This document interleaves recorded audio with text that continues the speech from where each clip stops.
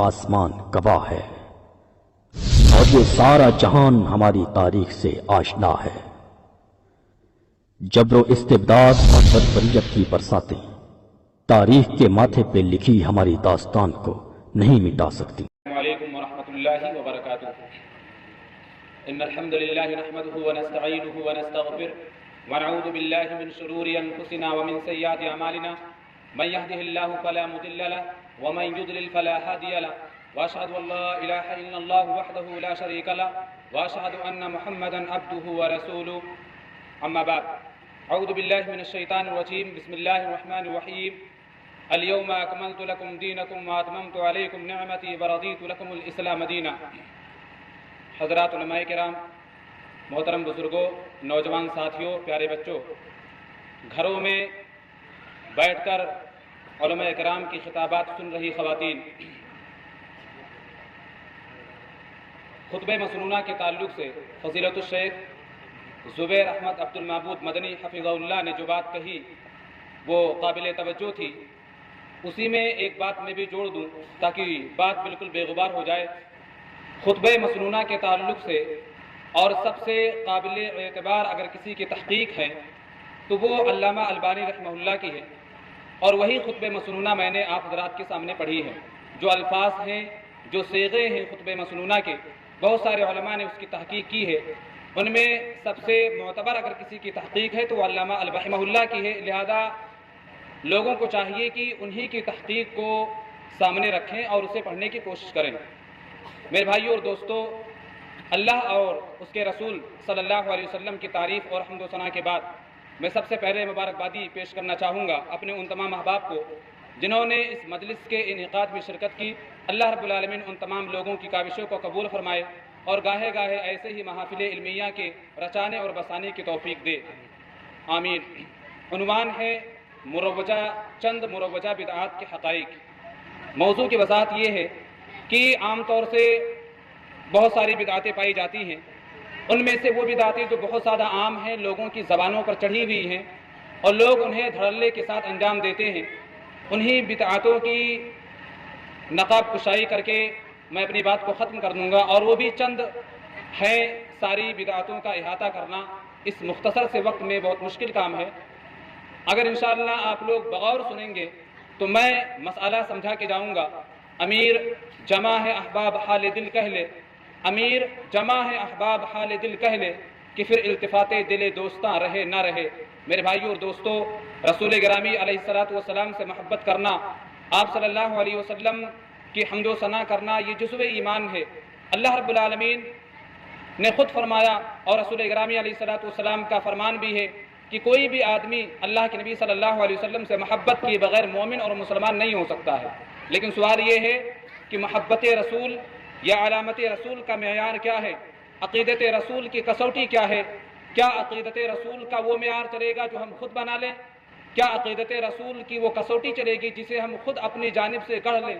اگر ایسا ہوتا، عقیدت رسول اور محبت رسول کی علامت کو اپنی جانب سے بنا لینا جائز ہوتا تو ابو طالب جہنم کے اندر نہ جاتے۔ تاریخ کے سینوں میں آج بھی یہ بات محفوظ ہے کہ مشرکین مکہ نے جب رسول گرامی علیہ الصلوۃ والسلام کا بائیکاٹ کیا، شیب ابی طالب میں 3 سال تک اللہ کے نبی صلی اللہ علیہ وسلم اپنے رفقا کے ساتھ موجود تھے۔ تاریخ نگاروں نے، سیرت نگاروں نے لکھا ہے کہ ابو طالب اپنے بیٹوں سے زیادہ نبی کریم صلی اللہ علیہ وسلم سے محبت کرتے تھے۔ جب رات میں لوگ سو جاتے تھے، اللہ کے نبی صلی اللہ علیہ وسلم کا مرقد، اللہ کے نبی صلی اللہ علیہ وسلم کی سونے کی جگہ آپ اپنے کسی بیٹے کو لٹا دیتے تھے اور رات میں اللہ کے نبی کو کسی دوسری جگہ کر دیا کرتے تھے۔ کیوں؟ تاکہ اگر رات میں حملہ ہو تو میرے بیٹے پر ہو، جناب محمد عربی پر آنچ نہ آئے۔ رات میں اگر کوئی حملہ کرے، گردن کٹے تو میرے بیٹے کی گردن کٹے، محمد عربی پر آنچ نہ آئے۔ اور یہی نہیں، ابو طالب جب تک زندہ رہے کسی دشمن میں یہ طاقت نہیں تھی کہ اللہ کے نبی صلی اللہ علیہ وسلم کی جانب نظر ٹیڑھی کر کے دیکھ سکے، کسی کے اندر یہ جرات نہیں تھی۔ لیکن جب وہی ابو طالب مرے تو جہنم رسید ہو گئے۔ کیوں؟ محبت کا طریقہ غلط تھا، عقیدت رسول کا انداز غلط تھا، اللہ کے نبی صلی اللہ علیہ وسلم کی باتوں پر ایمان نہیں لائے۔ اسی طرح سے صحیح بخاری اور مسلم کی روایت ہے کہ میدان محشر میں ایک جماعت اللہ کے نبی صلی اللہ علیہ وسلم کی جانب پانی پینے کے لیے بڑھے گی. آپ حوض کوثر پر ہوں گے, لوگوں کو پانی پلا رہے ہوں گے, ایک جماعت پانی پینے کے لیے بڑھے گی, فرشتے ان کو روک رہے ہوں گے, ان کو پیچھے ڈھکیل رہے ہوں گے. یہ منظر دیکھ کر اللہ کے نبی صلی اللہ علیہ وسلم فرمائیں گے کہ ارے ان کو آنے دو, یہ میری امت کے لوگ ہیں, یہ اپنے لوگ ہیں, ان کو آنے دو. وہ فرشتے فرمائیں گے, صحیح بخاری کے الفاظ ہیں, فیقال انک لا تدری ما احدث بعدک فاقول سحقا سحقا لمن غیر بعدی. اے اللہ کے نبی, آپ کو پتہ نہیں ہے کہ انہوں نے آپ کے بعد آپ کے دین میں کن کن بدعتوں کا ایجاد کیا تھا, آپ کے دین کو کس طرح سے بدل دیا تھا. اللہ کے نبی صلی اللہ علیہ وسلم یہ سن کر کے فرمائیں گے کہ ان کو دور اٹھاؤ, ان کو یہاں سے ہٹاؤ, دور لے کر کے جاؤ. میرے بھائیوں اور دوستو, مجھے بتلاؤ کتنا برا منظر ہوگا جب اللہ کے نبی صلی اللہ علیہ وسلم بدعت کی وجہ سے اپنی ہی امت کے لوگوں کو دھتکار رہے ہوں گے. میں سمجھتا ہوں کہ بربادی کا اس سے قبیح منظر کوئی نہیں ہو سکتا ہے. میرے بھائی اور دوستو, تفسیر میں جانے سے پہلے ایک اعتراض کا میں جواب دیتا چلوں, اس کے بعد میں مکمل گفتگو شروع کر دوں گا. جب ہم بدعتوں کی بات کرتے ہیں, جب ہم بدعتوں پر قدغن لگاتے ہیں, جب ہم یہ کہتے ہیں کہ دین کے اندر یہ نئی چیز ہے, یہ شب معراج, یہ شب برات, یہ عید میلاد, یہ تعزیہ سازی, یہ قبروں کو پختہ بنانا, ان کے سامنے سجدہ کرنا, یہ ساری کی ساری چیزیں نئی ہیں, دین کے اندر بدعتوں کا ایجاد نہ کرو. ہمارے احباب یہ جواب دیتے ہیں کہ اگر ہم شب معراج منائیں تو بدعت, اور تم بائک پہ سواری کرو تو یہ بدعت نہیں ہے, تم کار پہ سواری کرو تو بدعت نہیں ہے, ٹرینوں کی سواری کرو یہ بدعت نہیں ہے. اگر ہم شب معراج منائیں تو یہ بدعت, اور تم باقاعدہ نئی چیزیں استعمال کرو, موبائل نیا سے نیا چلاؤ تو یہ بدعت نہیں ہے. میں آپ کو بتاتا چلوں, اللہ کے نبی صلی اللہ علیہ وسلم نے فرمایا, بخاری کی روایت, من احدث فی امرنا ھذا ما لیس فیہ فہو رد, کہ جو آدمی ہمارے اس معاملے میں کوئی نئی بات ایجاد کرے گا وہ مردود ہوگی, وہ چیز ناقابل قبول ہوگی. ابن رجب حنبلی رحمۃ اللہ علیہ نے فرمایا ہے کہ یہاں امر سے مراد دین ہے, یعنی بدعتوں کے ایجاد کرنے سے اگر روکا گیا تو دین کے معاملے میں, یعنی دین میں اگر کوئی نئی چیز ایجاد کرو گے تو وہ ناقابل قبول ہے.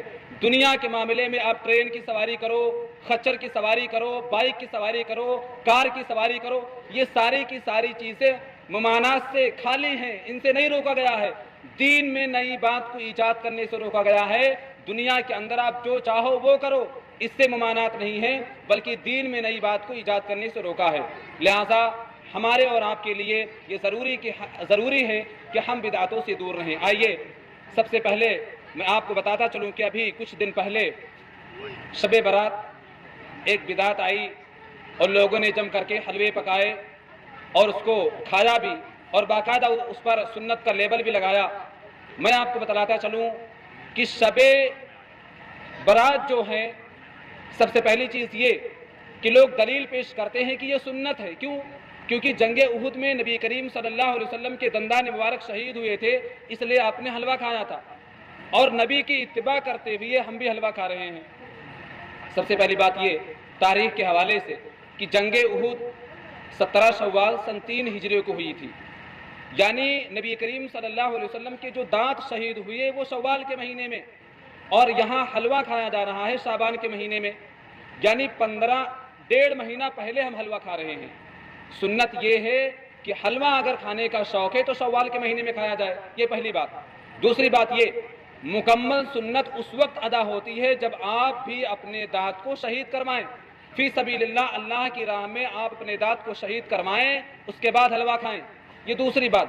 تیسری بات یہ کہ شب برات کے تعلق سے جو حدیث آئی ہے, اس حدیث کے اندر ابن صبرہ نام کا ایک راوی ہے جس کے بارے میں احمد بن حنبل اور یحییٰ بن معین رحمہ اللہ نے ضعف کا حکم لگایا ہے. انہوں نے کہا ہے کہ ابن ابی صبرہ یہ حدیثوں کو گھڑا کرتا تھا, اس راوی کے ہونے کی وجہ سے وہ حدیث مردود قرار پائی.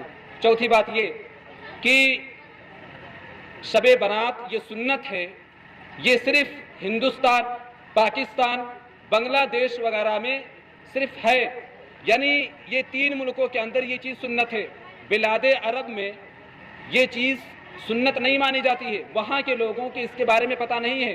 حیرت کی بات یہ ہے کہ جہاں نبی پیدا ہوئے وہاں کے لوگوں کو شب برات سنت ہے یہ نہیں پتا ہے، لیکن ہندوستان کے مسلمانوں کو باقاعدہ پتا ہے کہ شب برات سنت۔ ایک تعجب والی بات ہے، جہاں نبی پیدا ہوا، جہاں بڑے بڑے علماء رہتے ہیں، کبار علماء رہتے ہیں، ان علماء کو نہیں پتا ہے کہ شب برات سنت ہے، لیکن ہندوستانی مولویوں کو اچھی طرح سے معلوم ہے کہ شب برات کیا ہے، سنت ہے۔ یہ رہی بات شب برات کے تعلق سے۔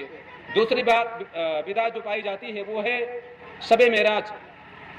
27 رجب کو باقاعدہ لوگ شب معراج نامی بدعت ایک تہوار مناتے ہیں، اس میں نفلی نمازیں ادا کرتے ہیں، پٹاخے پھوڑتے ہیں، مسجدوں کے اندر کمکمی لگاتے ہیں۔ میں آپ کو بتاتا چلوں تاریخ کے حوالے سے کہ شب معراج یعنی معراج کب ہوئی، اس تعلق سے صرف اور صرف 2 روایتیں پائی جاتی ہیں، جو کہ طبقات ابن سعد کی روایت ہے۔ پہلی روایت وہ یہ کہ ہجرت سے 18 مہینے پہلے 17 رمضان کو معراج ہوئی، یہ پہلی روایت، یعنی 17 رمضان کو معراج ہوئی۔ اور دوسری روایت ہے کہ ہجرت سے 1 سال پہلے 17 ربیع الاول کو معراج ہوئی۔ ان دونوں روایتوں کے علاوہ معراج کے تعلق سے حدیث کی کتابوں میں، تاریخ کی کتابوں میں کوئی تاریخ نہیں ہے، 27 رجب کا کوئی تذکرہ ہی نہیں ہے، لیکن اس کے باوجود 27 رجب کو لوگ باقاعدہ شب معراج نامی ایک تہوار مناتے ہیں۔ میرے بھائی اور دوستو، میں یہ کہتا ہوں کہ چلو کچھ دنوں کے لیے، کچھ وقت کے لیے ہم یہ مان لیتے ہیں کہ معراج 27 رجب کو ہوئی، تو مجھے یہ بتلاؤ کیا کسی صحابی نے شب معراج نامی یہ تہوار منایا تھا؟ نہیں ہے۔ آج ہم اور آپ صحابہ کرام سے زیادہ نبی سے محبت کرنے والے نہیں ہیں۔ وہ صحابہ کرام کہ نبی کا اشارہ ہو اپنا دل نکال کر کے نبی کے ہاتھ میں رکھتے اور یہ کہیں کہ ابھی تک ہم نے کچھ نہیں کیا ہے۔ اس قدر نبی سے محبت کرنے والے لوگ، ان کے یہاں 27 رجب کو شب معراج نامی بدعت اور تہوار کا کوئی عطا پتہ نہیں ہے، لیکن ہمارے یہاں لوگ بہت زور و شور کے ساتھ مناتے ہیں۔ اسی طرح سے ایک اور بدعت ہے تعزیہ داری، تعزیہ بنانا، اس کے سامنے سجدے کرنا، اس سے مرادیں مانگنا، اس کے سامنے فاتحہ خوانی کرنا۔ میں تاریخ کے حوالے سے یہ بات ذکر کرتا چلوں، علامہ ابو الفتح محمد بن عبد الکریم شہرستانی کی کتاب الملل والنحل جب آپ اٹھا کر کے دیکھیں گے تو اس کے اندر آپ کو پتہ چلے گا کہ سب سے پہلے تعزیہ بنانے والا آدمی اور اس کی جانب دعوت دینے والا آدمی مختار بن عبید ثقفی ہے۔ اور مختار بن عبید ثقفی یہ بہت بڑا شیعہ آدمی تھا، بہت بڑا جھوٹا آدمی تھا، اور مختار بن عبید ثقفی ایسا آدمی ہے جس نے نبی ہونے کا دعویٰ کیا تھا۔ اسی مختار بن عبید ثقفی نے ایک پرانی کرسی کی عبادت شروع کی اور لوگوں کے سامنے اس بات کو عام کیا کہ اگر آپ اس کرسی کی عبادت کریں گے تو آپ کے دل کو سکون ملے گا، اور وہاں سے اس بدعت کو ترویج ملی۔ اسی طرح سے ہندوستان کے اندر تعزیہ کو سب سے پہلے رواج دینے والا آدمی امیر تیمور ہے۔ اس نے کربلا سے حضرت حسین رضی اللہ تعالیٰ عنہ کی قبر اور ان کے روضہ کی ایک کاپی، ایک نقل منگوا کر کے اس نے اسے تعزیے کی شکل دے دی، تاکہ ہندوستان کے اندر جو شیعہ حضرات ہیں ان کو کربلا جانے کی ضرورت نہ پڑے، وہ ہندوستان ہی کے اندر رہ کر کے حضرت حسین رضی اللہ تعالیٰ عنہ کی قبر اور ان کے روضہ کی زیارت کرنا۔ اسی امیر تیمور نے ہندوستان کے اندر تعزیہ داری کی ابتدا کی اور اس سے شیعہ بہت زیادہ خوش ہوئے۔ میرے بھائی اور دوستو، حیرت یہ ہے کہ اگر ایک کافر پتھروں کو تراش کر کے اس کے سامنے سجدہ کرے، اس سے مرادیں وابستہ رکھے، اس سے مرادیں مانگے تو وہ کافر کہلائے، اور آج مسلمان بانس کی کھینچیوں کو کاٹ کر کے تراش کر کے اسے تعزیہ بنا کر کے وہی کچھ کرے جو ایک مسلمان، جو ایک کافر کرتا ہے، تب یہ پکے سچے مسلمان کہلائے۔ کہنے والے نے کہا تھا کہ دیکھا جو تعزیے کو تو پنڈت نے یہ کہا، دیکھا جو تعزیے کو تو پنڈت نے یہ کہا، تو نے میرے مندر کا نقشہ چرا لیا، کاغذ میں جب حسین کو تم نے بلا لیا، پتھر کی مورتی میں خدا کیوں نہ آئے گا۔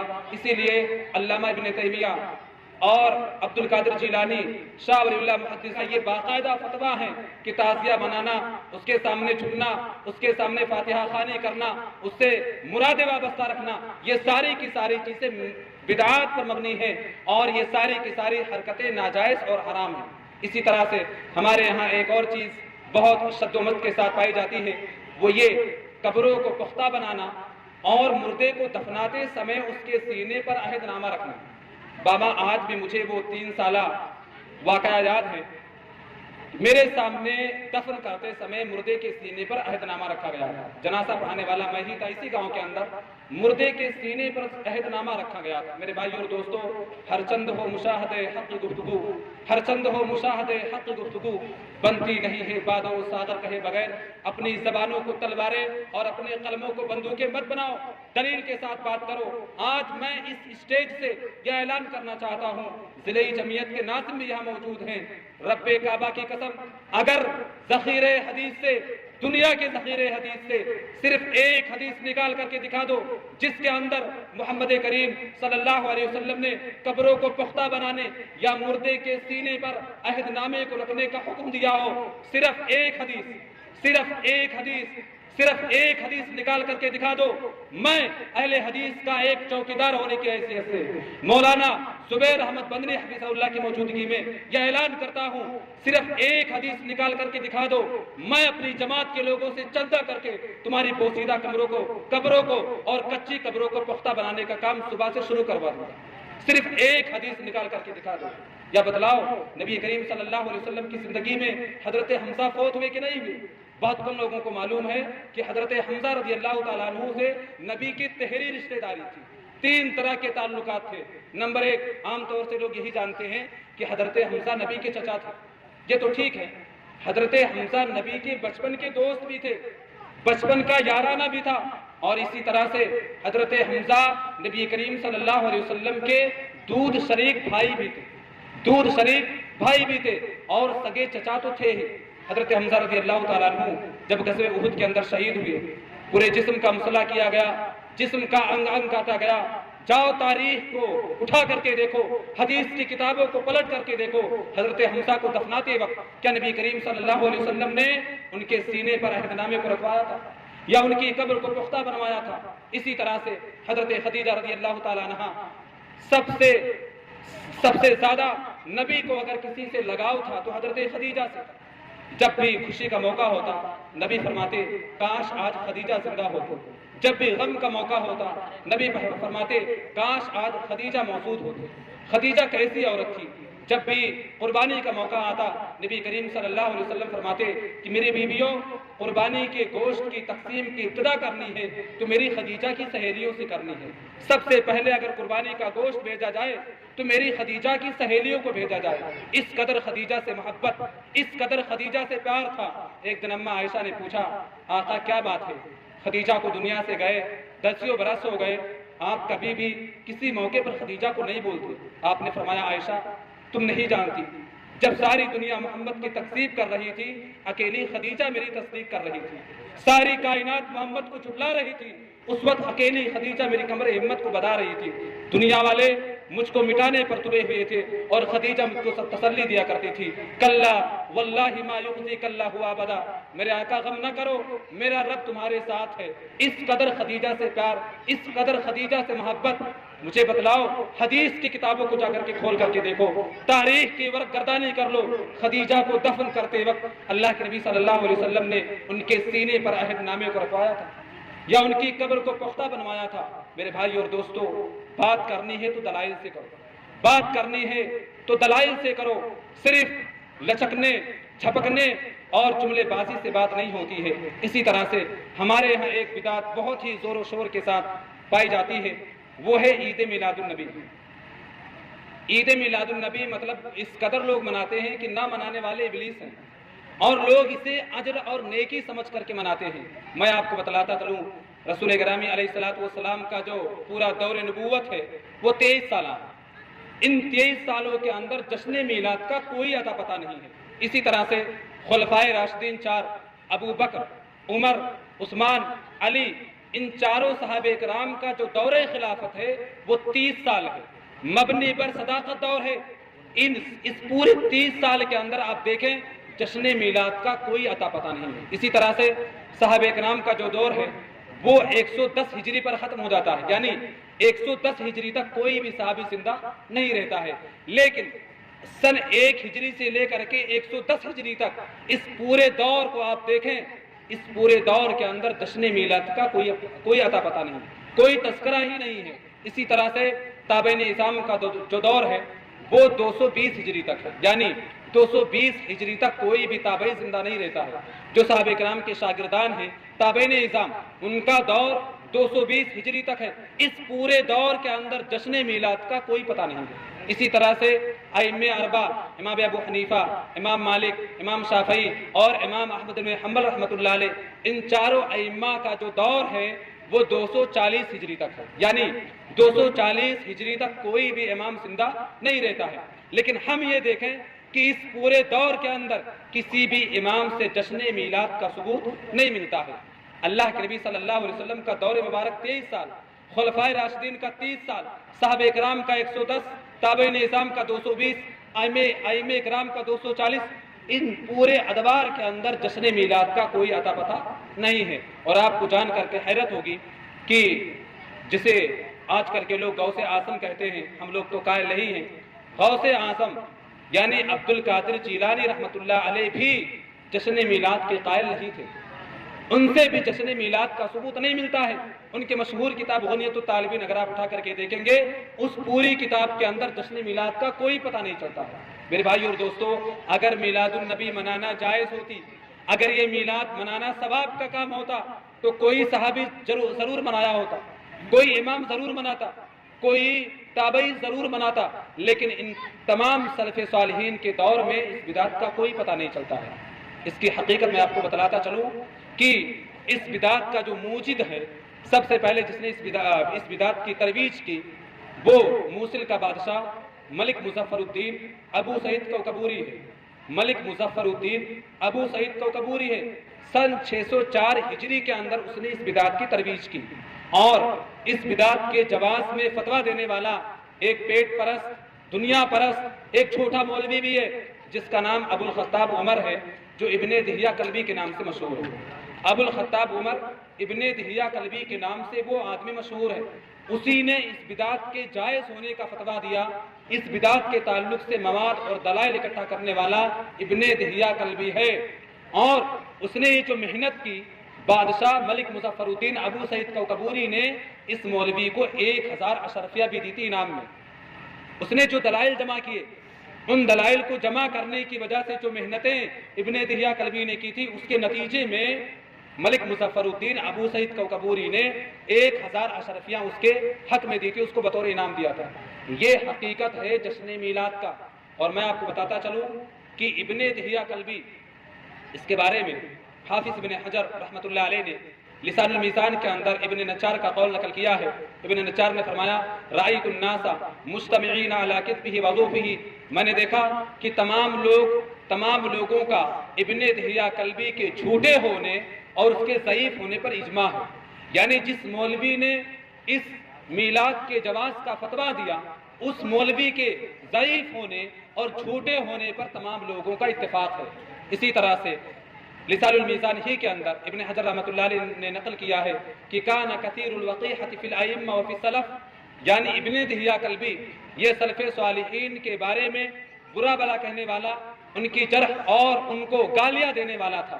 یعنی یہ جو عالم تھا، نام نہاد یہ جو مولوی تھا، یہ سلف صالحین کو، بڑے بڑے علماء کو، کبار علماء کو گالیاں بھی دیا کرتا تھا۔ میرے بھائی اور دوستو، جشن میلاد کو فروغ دینے والا بادشاہ بشاوت پرست اور اس میلاد کے جواز کا فتویٰ دینے والا جو مولوی ہے، اس کے بارے میں لوگوں کا اجماع ہے کہ یہ جھوٹا اور ضعیف قسم کا آدمی ہے۔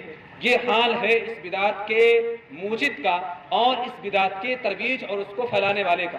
میرے بھائی اور دوستو، میں یہی کہوں گا کہ ہم اور آپ خالص کتاب و سنت کو لازم پکڑے۔ آپ کو حیرت ہوگی سن کر کے کہ 12 ربیع الاول کو جشن میلاد کے موقع پر لوگ ایک شعر بھی بہت زور و شور کے ساتھ اسٹیٹس بھی لگاتے ہیں اور لوگوں میں عام بھی کرتے ہیں۔ شعر ہے، نثار تیری چہل پہل پر ہزاروں عید ربیع الاول، نثار تیری چہل پہل پر ہزاروں عید ربیع الاول، سوائے ابلیس کے جہاں میں سبھی تو خوشیاں منا رہے ہیں۔ یعنی ابلیس کے علاوہ، ابلیس صفت جو لوگ ہیں، ان کے علاوہ دنیا میں تمام لوگ عید میلاد منا رہے ہیں۔ میرے بھائی اور دوستو، اگر اس شعر پر ہم چرح کریں، اس شعر پر اگر ہم تبصرہ کریں تو بات بہت لمبی ہو جاتی ہے۔ اختصار کے ساتھ یہ کہ یہ ابلیس کا جو ٹائٹل ہے، ابلیس کا یہ جو لقب ہے، یہ ماضی سے لے کر کے حاضر تک جتنے بھی سلف صالحین ہیں، جو بھی لوگ عید میلاد نہیں مناتے ہیں، ان سب کے اوپر یہ ٹائٹل فٹ ہو رہا ہے، یعنی تمام کے تمام لوگ ابلیس ہیں۔ صحابہ کرام ابلیس قرار پائے، تابعین اعظام ابلیس قرار پائے، ائمہ اعظام جو 4 ائمہ ہیں یہ بھی ابلیس قرار پائے۔